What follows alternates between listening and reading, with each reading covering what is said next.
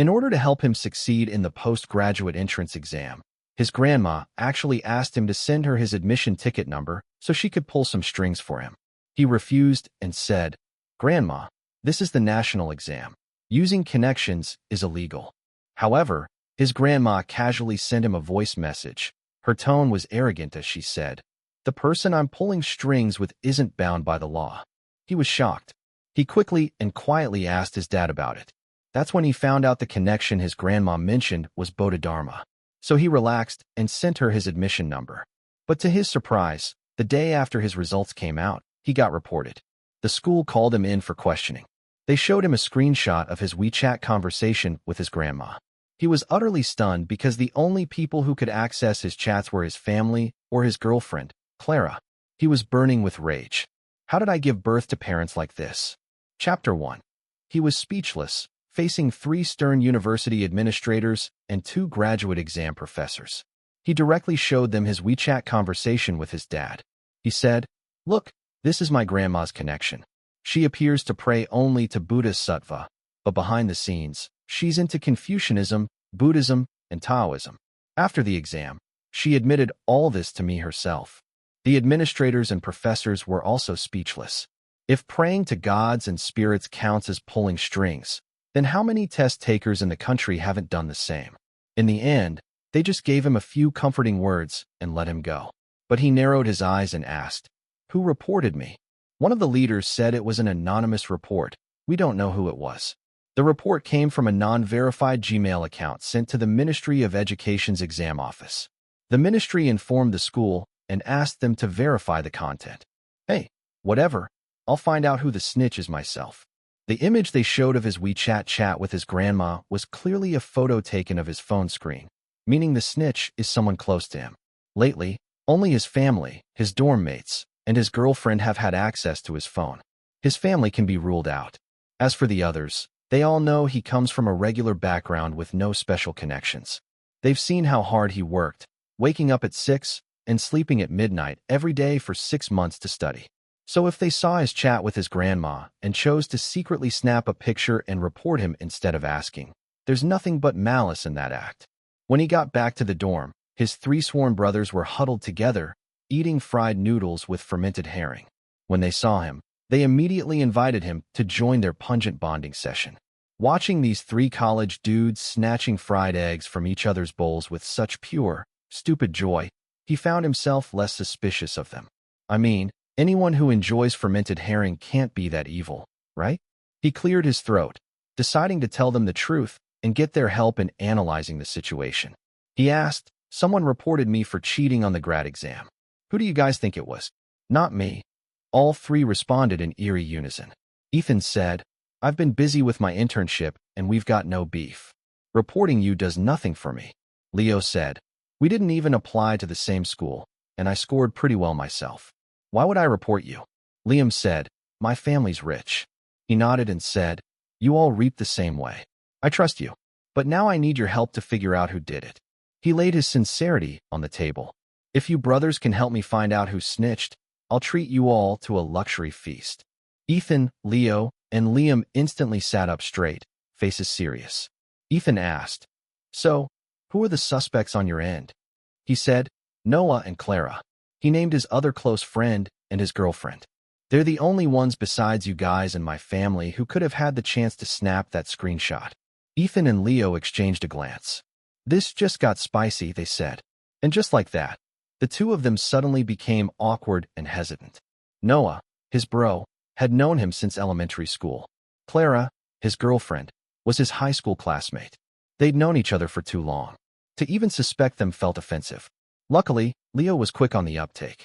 He suddenly said, like a slap of cold water waking them up, "But neither of them are even taking the post-grad exam. Why would they report you?" Ethan nodded. "Exactly," Liam chimed in. "But if it's not us, and not them, then the one who reported Alex must be." The 3 of them looked at him with faces full of sympathy. A chill ran down his spine. Could it really have been someone in his own family who reported him? That didn't make sense. He's the only child. His family's not rich, but it's not like they can't afford grad school. Besides, they're counting on him to succeed. Why would they sabotage him? When something doesn't make sense, stop thinking and start asking. That's what mouths are for, not just eating. He immediately called his old man. In a few words, he explained what happened and the analysis his roommates and he had done. His dad instantly flew into a rage. In the eyes of reckless boys, we're but flies. The gods kill us for sport. He started quoting Shakespeare's King Lear, ranting in theatrical despair. Okay, he'd wrongly accused his family. I mean, a dad who can recite King Lear is unlikely to be the kind who'd report his own son. He quickly apologized and promised to cover for him next time he sneaks out to go fishing, thus patching up their fragile father-son bond. Just then, he heard his grandma's voice through the phone. She said, "What's the big deal? I'll look into it for you. Give me a few minutes." Then she hung up. Ethan, Leo, and Liam all looked at each other. They asked, "Wait, Grandma can do that kind of thing?" He said, "Beats me." 5 minutes later, the phone rang again. As soon as he picked up, he heard his grandma declare with absolute confidence, "It was that Clara girl, or whatever her name is, your girlfriend." Turns out, his grandma is basically the real-life Sherlock Holmes, a three-dimensional Detective Conan. He asked, "Grandma, how the heck did you find out?" The four of them huddled together, ready for a masterclass in logic. Grandma said, "I asked Bodhidharma. Bodhidharma told me. Alex, you gotta trust me. Bodhidharma is never wrong." He was speechless. After he hung up, Leo hesitantly suggested, Maybe you should give Clara a call? Try fishing for a reaction. Desperate times call for desperate measures." Fine. He took his phone and headed to the balcony. Not that he didn't trust Ethan, Leo, and Liam. It's just he has a bit of a manly pride issue and didn't want them to witness him simpering hard on the phone. After a long, emotional, 30-minute call, he came back from the balcony, face dark, phone warm from the heat of frustration. They had finished all the food, not even a drop of soup left for him. Leo asked, "So, what happened?" He cursed. Damn it, it was that sneaky witch. When Clara answered the phone, her voice was shaky, clearly guilty. He casually bragged about his score and said he'd take her to that Michelin restaurant she'd been going on about. Normally, she would have jumped at the offer, but this time she said, "I'd be stressed with grad school soon and didn't want to waste my money." This is a girl obsessed with money, and now she suddenly doesn't want to spend his?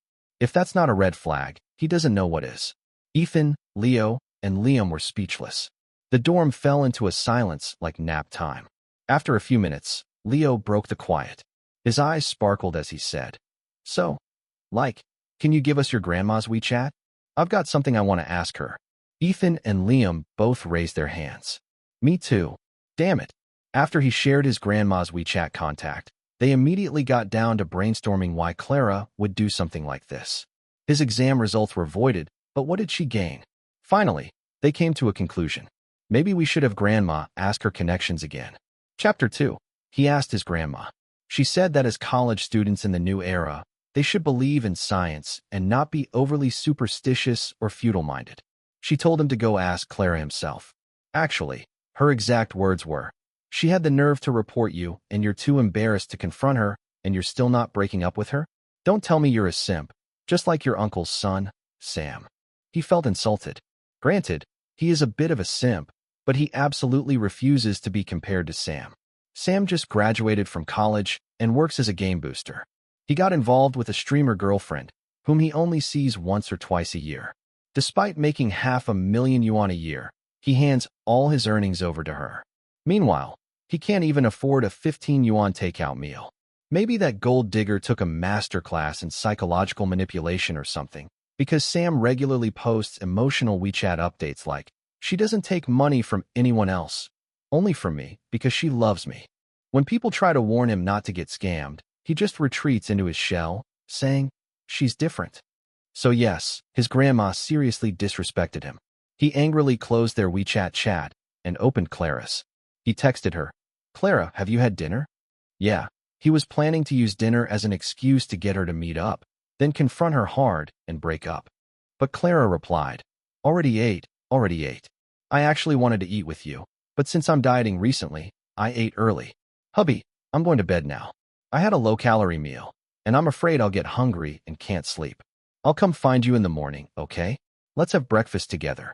He was just about to reply with something like, "Babe, You don't need to diet. When Ethan grabbed his hand with a face full of disbelief, he said, Are you freaking dumb? You still don't get it. He asked, Get what? He said, It's obvious. She's got something planned tonight and didn't want you bothering her. That's why she pretended to go to bed early. She's basically telling you, Don't contact me tonight. So that's what it was. Seems like I've completely failed at this whole dating thing. Ethan said, Check where she's going tonight. He took his phone, clearly excited. Ethan is into studying dorm room crime cases. He knows his stuff when it comes to investigating. First, he checked her TikTok follows, then her WeChat friends, then looked into her family plan connections, and finally tracked down a rideshare payment of 17.8 yuan. Clara's school is in the suburbs. There's a direct bus to downtown, but taking a cab would cost at least 30 yuan. So clearly, she didn't take a cab to the city center. Ethan speculated, I remember a new shopping mall just opened on the south side of the city. From her school, a ride there would cost about 17 yuan. I swear I could cry. He's cracking a mystery and still finds time to give the gold digger a nickname. He said, They're up to something tonight. I'm not busy. I'll go with you and check things out. Before he could say anything, Ethan had already slung on his backpack and was waiting for him at the dorm door. All right then, I'm coming. They quickly called a cab and headed for the mall on the south side of town. It was a bit far, at least a half-hour ride. On the way, Ethan seemed deep in thought. Then suddenly he asked, You still have your girlfriend's Hot Pot membership account, right? I remember a year ago when our dorm went out for Hot Pot. You used her membership. He was confused. You want Hot Pot? Didn't you just finish fried noodles? He was a little stunned. Maybe the brainstorming burned so many calories. He'd already digested his noodles. Ethan cursed. I honestly don't know how your brain managed to score such high marks. He smacked him on the head, frowning. He said, Fucking stupid. I think you should log into her membership and check if she placed a Hot Pot order. It all suddenly made sense. No college student can resist Hot Pot, and no shopping mall opens without a Hot Pot place inside. If Clara was secretly on a date with someone, Hot Pot was a very likely scenario. He quickly logged into her account, and bingo. Someone had placed an order using her Hot Pot membership. The worst part? The receipt was full of all his favorite pig brain, duck blood, beef tripe, and more. He was instantly furious. Every time he paid for Hot Pot, she'd act all picky and ban him from ordering those dishes. She'd say they made her nauseous and that he had zero emotional intelligence. Who brings a girl to a date and orders gross stuff like that? And that wasn't even the worst. One time, she saw him using a group discount coupon and told him that using deals was disrespectful to women, as if it meant he thought she wasn't worth full price. Back then, he was so flustered he snapped. If you're not paying, then shut up. Whoever pays decides. Otherwise, you pay. She immediately turned on the waterworks, playing the emotional guilt card, saying she hadn't graduated yet, had no money for eating out, that her family favored boys over girls and barely gave her an allowance. She cried about how tough her childhood was and how all she wanted was to be a little spoiled by him. And here he was being cold and mean. Honestly, he was just too thirsty for her body and didn't care about the money, so he caved. But now, looking at that Hot Pot order, he was boiling inside. Ethan tried to comfort him, saying, Don't get too worked up. At least we know the gold diggers at the Hot Pot place. Saves us the trouble of sweeping the whole mall looking for her. They soon arrived at the mall. Ethan dragged him straight to the basement level where the Hot Pot place was located. Staff were super welcoming. For once, his brain worked fast. He told them, An old friend is inside eating. We haven't seen each other in ages. I want to surprise her. The waiters immediately caught on and subtly turned away, pretending not to see them. The restaurant wasn't too big, so it didn't take long before they spotted Clara in a corner booth. Sitting across from her was a guy. Ethan muttered, Wait a sec. Is she out of her mind? She cheats on you and reports you. He couldn't make sense of it either, but the guy did look familiar. Half crouched behind a chair, he stared hard at him. He saw him scooping meat into Clara's bowl, wiping her mouth, and telling her jokes that made her laugh like crazy. That bastard. What was there left to observe? He stormed right over. Clara froze, stunned. You, what are you doing here? He gritted his teeth. Didn't you say you already ate dinner? What the hell is this? He spoke as he tensed up, ready to slap her across the face. But the next second, a male voice cut in. Bro, what's going on?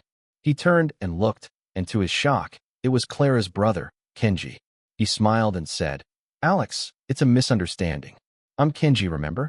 My sister hasn't done anything to betray you. He continued, Alex, she and I actually wanted to invite you too, but Clara said you've been super stressed with exams lately and your stomach's been acting up, so you can't eat spicy food. So we decided to come secretly. Didn't want to tempt you or make you feel bad. Come on, bro, you're not seriously mad about this, are you? They took turns explaining, one sentence after another, and his big dramatic moment fizzled out midair. He just stood there, awkward and frozen. Ethan suddenly cut in. What are you talking about? Let me tell you something. My brother Alex is famously known as the Komodo dragon of City A. That man's stomach is made of iron and runs on weird food like a machine. He could down 3 bowls of boy pea soup and still ask for dessert. And you call this spicy? Please. Alex wouldn't even blink if you poured chili water straight into his eyes. Ethan grinned, and today he just felt like eating light, so he dragged me out for hot pot. If we'd known you hadn't had dinner yet, Alex wouldn't have brought me along. He was quick on his feet, and after saying that, he casually glanced at the table and said to him, Alex, look at this. These are all your favorite dishes. Oh. With the conversation laid out like that, Kenji had no choice but to go along and invite them to sit and eat with them. Maybe it was because everyone had their own secrets, but the meal was oddly quiet. Ethan, of course, was the only one having the time of his life. By the end of the meal, he'd ordered 5 extra portions of shrimp balls, 4 of pig brain, 3 of beef tripe, and 2 of duck blood sausage, and packed them all to go. Kenji's face grew darker with each added dish. Clara finally couldn't take it anymore. She said, clearly annoyed, Alex, what's up with your roommate? Fine if he's eating, but packing food too? My brother's still a student, working part-time. He doesn't have that kind of money.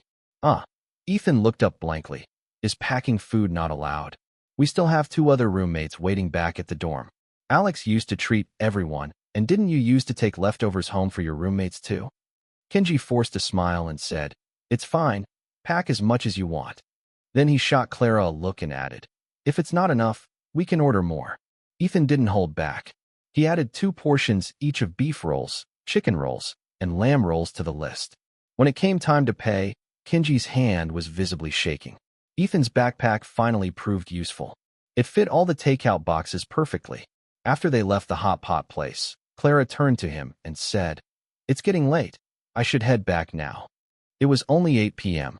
Before he could say anything, Ethan chimed in, Yeah, better head back soon. Any later, and the food will get cold. Clara let out a quiet breath of relief, then pressed her lips together and said, Alex, you and your roommate head back first. My brother will take me home. Ethan replied casually, Cool, we'll go first.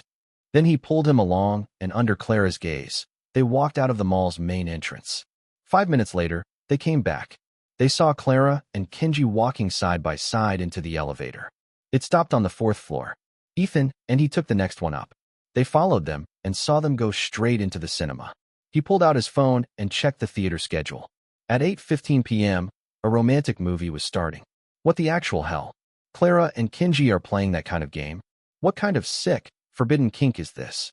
Back when he was chasing Clara, Kenji helped him out so much.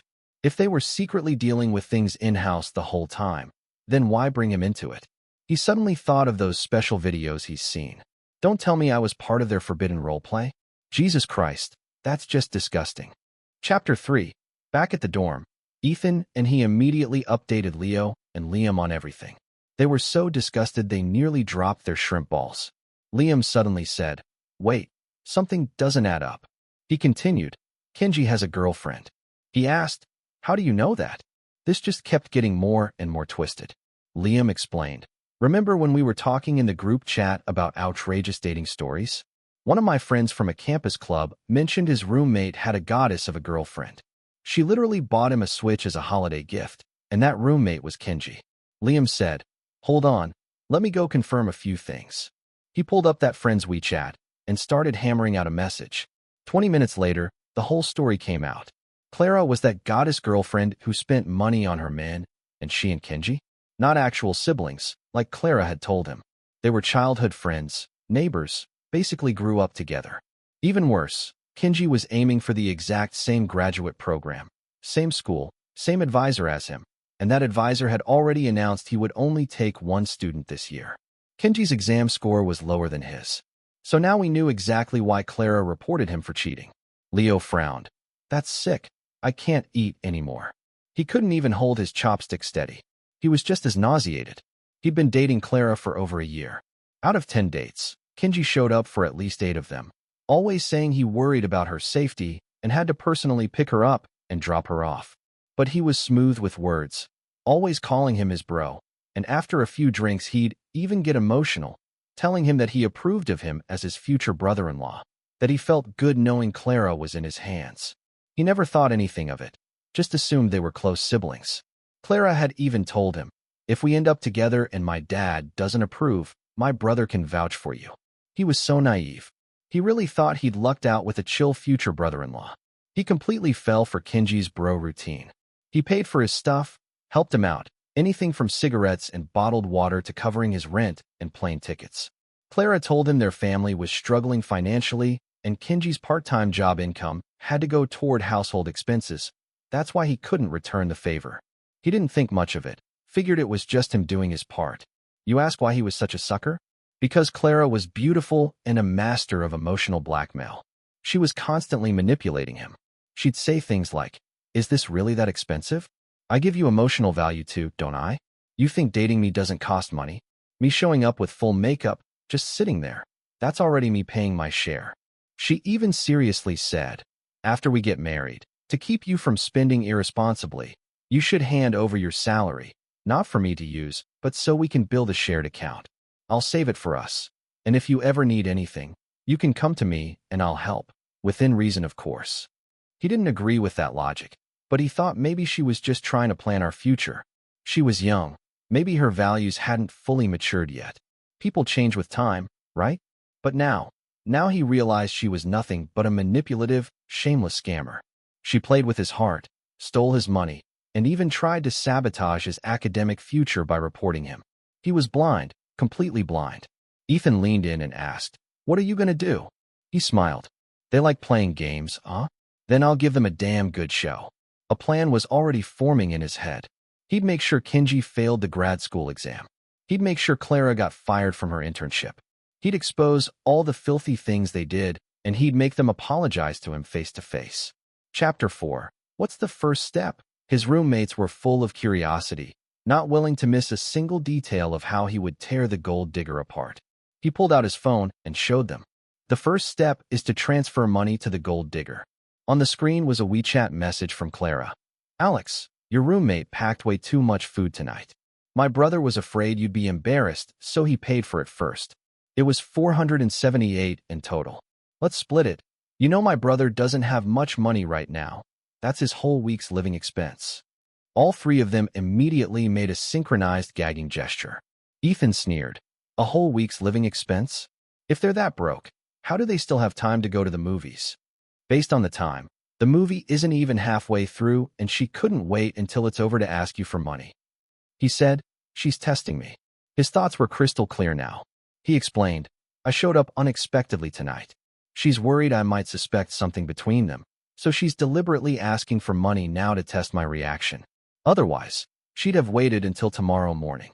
Of course, he wasn't willing to pay this kind of nonsense money, but if he wanted to go through with his plan to get back at them, he had to keep things calm first. While his roommates clicked their tongues in disdain, he transferred $39. Clara didn't accept it and sent it back. Ethan looked surprised. "She was really just testing you." A second later, a new message popped up from Clara. "Babe, you miscalculated. You and your roommate, plus the 2 roommates you brought food for, that's 4 people. You should be paying $318.66. Ethan slapped himself in the face, ashamed of his naivete. He sent $319 over. She accepted it instantly.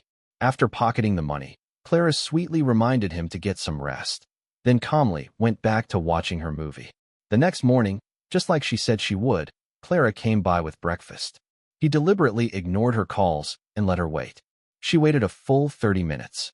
When it was clear she was getting annoyed, Ethan finally went downstairs with a look of exaggerated reluctance to meet her for him. He said, "Go back. Alex drank a lot last night. He's not in the mood to see you." Ethan had his phone on speaker broadcasting everything to him via voice call. Clara asked, "What happened? Did something go wrong?" Her voice was laced with tension and confusion. Ethan let out a long sigh, then started cursing wildly. No idea which brain-dead bastard with no asshole reported Alex's postgraduate exam results. The school said the higher-ups are investigating strictly this time. They'll try to help him, but chances aren't great. You know how hard Alex has been studying these past few months? Who the hell is so heartless, with a soul as dead as their whole family, to report him knowing he's clean? Clara, don't you think so? People like that deserve to get hit by a car when they step outside. That would be karma catching up. Clara stammered. Well that. On their end, Leo, Liam, and he were dying trying not to laugh, worried the sound would carry over. Ethan wasn't letting up. He kept pushing. Clara, you're Alex's girlfriend. He really likes you. You need to stand by his side on this. Come on, say it with me. The person who reported Alex should get hit by a car. After a long silence, Clara's trembling voice finally came through. The person who reported Alex should get hit by a car. Ethan nodded and said, "Good. Give me the breakfast. You go home first. When Alex feels a bit better, he'll give you a call." He probably couldn't hold it in any longer and quickly ended the scene. When he came back to the dorm, they were all laughing their heads off. He threw the breakfast straight into the trash with a look of disgust. Your girlfriend is something else. A full-blown gold digger.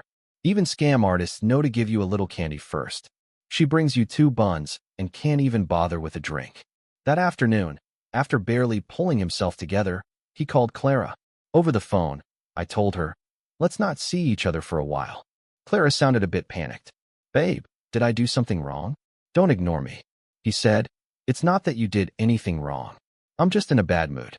My tone was gloomy. My parents want me to go back home for a couple of months to take a break.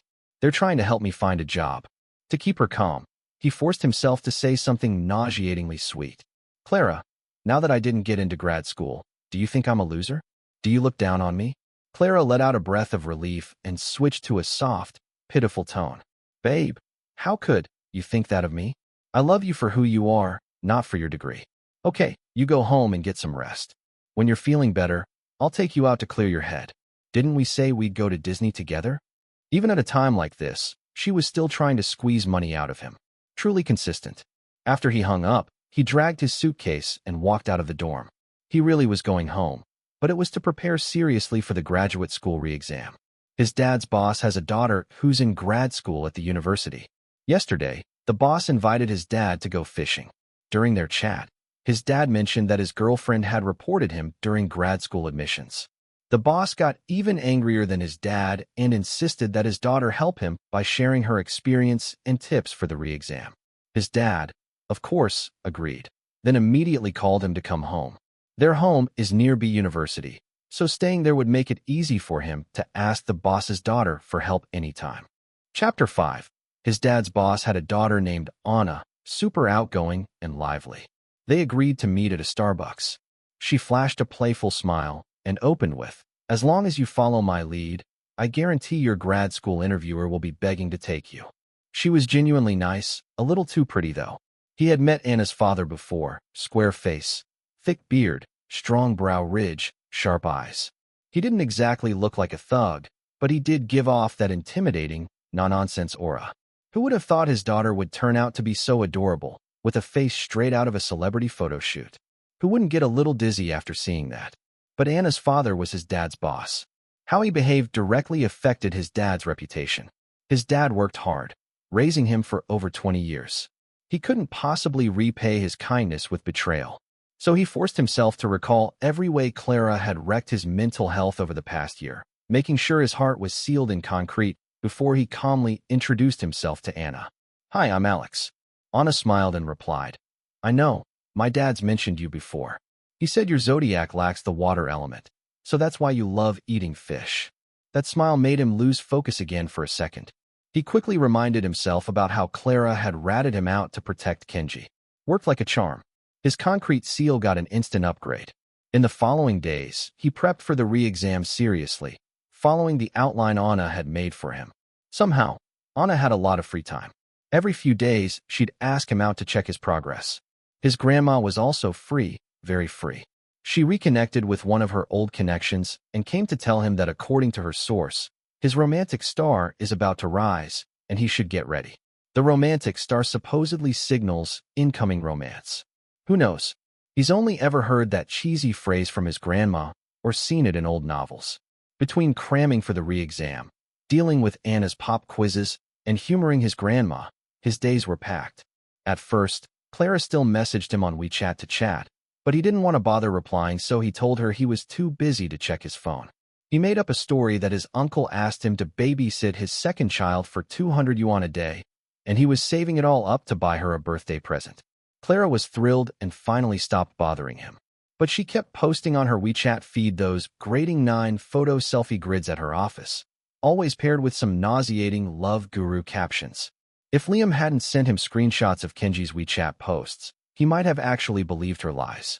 Apparently, they thought he had been officially disqualified from the re-exam due to the report, and with Kenji's decent test scores, he felt confident he had it in the bag. So he and Clara had been traveling around the area together this whole time. Liam, in order to gather intel for him, hung out with one of Kenji's roommates a few times over drinks. They actually became brothers. The travel photos Liam sent him were all screenshots from that roommate. Anyone who saw those WeChat posts would say the same thing. A perfect example of a happy cheating couple. Finally, a month and a half went by. 1 week left until the re-exam. Kenji returned to school to prepare seriously, and he went back to his university, ready to make his move. Kenji and Clara went to the same university. He was from another college in the same city. The day he got back to campus, he gave Liam a quick heads up, and then called Clara to invite her out for dinner. She was a little surprised he was back in town and hesitant. After all, she and Kenji had just returned from their trip and were still tired. So he added, "Bring your brother. Let's go have seafood buffet. After dinner, we'll hit the mall. The shoes he wanted and the clothes and makeup you've been eyeing. It's all on me today." Clara hesitated no more. She said, "Looks like your uncle gave you quite a bit of money. I'll tell my brother to meet you at the downtown mall." After hanging up, he double-checked with Liam. "Your people are in place, right? They have to show up the moment we meet. I don't want to spend another damn cent on that cheating couple." He said, "Relax. When I handle things, you can trust me." With Liam's guarantee, he headed out immediately. Before long, he met up with Clara and Kenji at the mall entrance. Kenji enthusiastically called him bro and said he had his eye on a gaming laptop. "Huh, planning to squeeze a big one out of me, huh?" Right then, a group of people came rushing toward us. They had mics, cameras, reflectors, and matching uniforms with a big logo that read Streetwise Stories. This was the street interview crew Liam had hired for him with the power of money. Streetwise Stories is a local video crew, kind of like a mini version of a TV show like Catch 21 or Consumer Watch. Not as famous as national programs, but pretty well known in their city. The crew started by asking the three of us about their relationship. Clara and Kenji had never been interviewed on the street before, so they were still in shock. He, on the other hand, played the role of a naive but cheerful college student and answered loudly, "I'm a senior at a nearby university. This is my girlfriend, Clara, and this is her full-blood, biological brother, Kenji." The interviewer smiled and said, "Sounds like you and your girlfriend have a very stable relationship. She even brings family along on dates." "Of course," he replied seriously. "My girlfriend says her brother doesn't feel comfortable letting her come out with me alone, so every time we go on a date, he tags along. But Kenji and I are super tight too. Just now he was saying he wanted me to buy him a laptop." Clara and Kenji finally snapped out of it. Their expressions instantly changed. Kenji stepped in front of the crew, trying to block the cameras. He insisted on filming. Clara accused him of being too obsessed with attention. Kenji scolded him for making decisions on his own and doing a street interview without asking. He just gave them an indifferent look and said, "It's just a street interview. What's the big deal?" With all the chaos, accusations, and scuffling, the Streetwise Stories crew didn't dare continue filming. They packed up their gear and retreated in a flash. Only then did Clara and Kenji breathe a sigh of relief. They thought a poorly executed street interview like that would never get released. But little did they know, the power of money is limitless. Liam, being a rich second gen, could easily buy the right to have that video published. His purpose for meeting with Clara and Kenji today had already been achieved. Why stick around just to spend money on that cheating couple?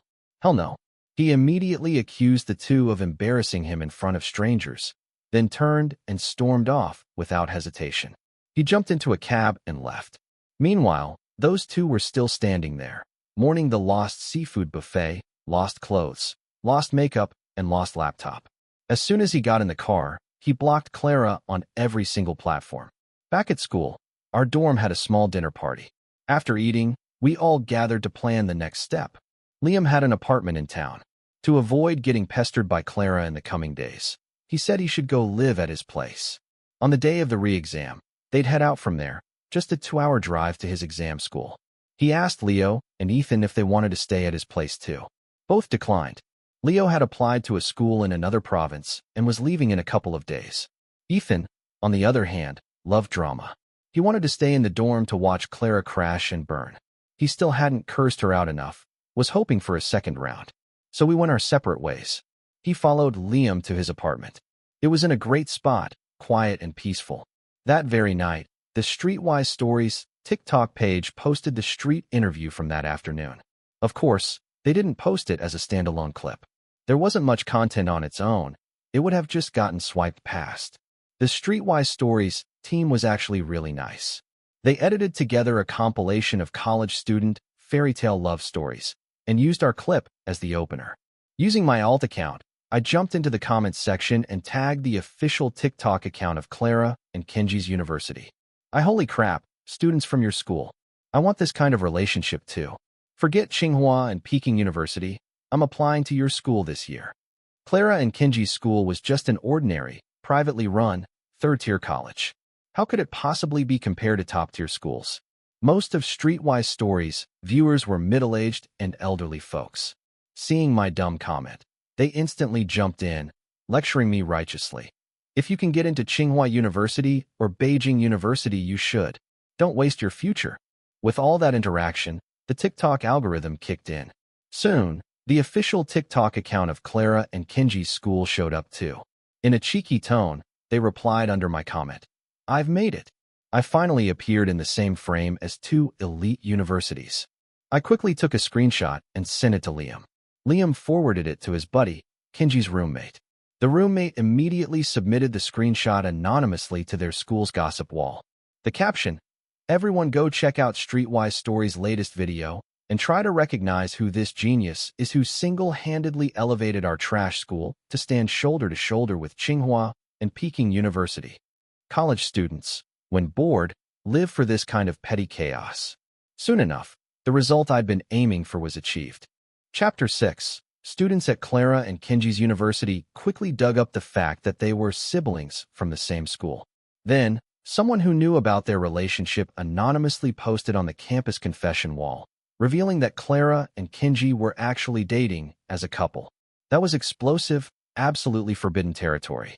People who knew them started contacting them through every channel they could find, trying to confirm whether they really were in some taboo relationship. People who didn't know them tried every connection they had to get to know them. Of course, none of that social activity stopped anyone from cursing them out online. People were furious. If they were a couple, why did they lie to others? Why did they shamelessly ask for stuff like a gaming laptop, a laptop that costs over 10 grand? How could they even ask? Clara and Kenji were instantly thrown into the firestorm of public outrage. Someone posted the entire scandal on TikTok, which drew in even more curious onlookers. But what I didn't expect was that the one who brought this whole spectacle to its peak was my good roommate, Ethan. After everything blew up, Clara went crazy trying to contact me, but I'd already blocked her on all platforms. After hesitating for a full day, unable to withstand the public pressure, she showed up downstairs at my dorm building wearing a mask and sunglasses. Naturally, I wasn't there. The only one in the dorm was Ethan, who excitedly ran downstairs to meet her. Clara, tears streaming down her face, begged Ethan to let her see me. Ethan, trying to stay patient, told her I would never agree to meet her again, but if she had something to say, he could pass it along. Clara believed him. She started rambling about how innocent she was, how miserable her life was now, and begged me to come forward and clear things up. She said if I just say the street interview was a joke and end all this, I could punish her however I wanted. Ethan paused. Then it clicked. He realized what she was really saying. Clara wanted me to stand up and say I knew she and Kenji weren't actually siblings. Even better, she wanted me to say that I knew they were dating, but that I insisted on chasing her anyway. That way, they would come out clean, and I would become the sleazy creep everyone hated. Ethan grinned, showing all 8 of his front teeth. Then in a flash, he reached out and ripped off Clara's mask and sunglasses and launched straight into rage mode. You bitch, do you even have any shame? You hid your relationship with Kenji from Alex, and now you want to pin it all on him? Alex treated you so damn well. Is this how a decent human being acts? You're screwing your own brother. Fine, whatever, but you dated Alex for 2 years at the same time? What was that, your brother's assignment?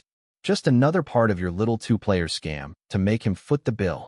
Ethan's harsh words came down like a thunderstorm, loud and clear.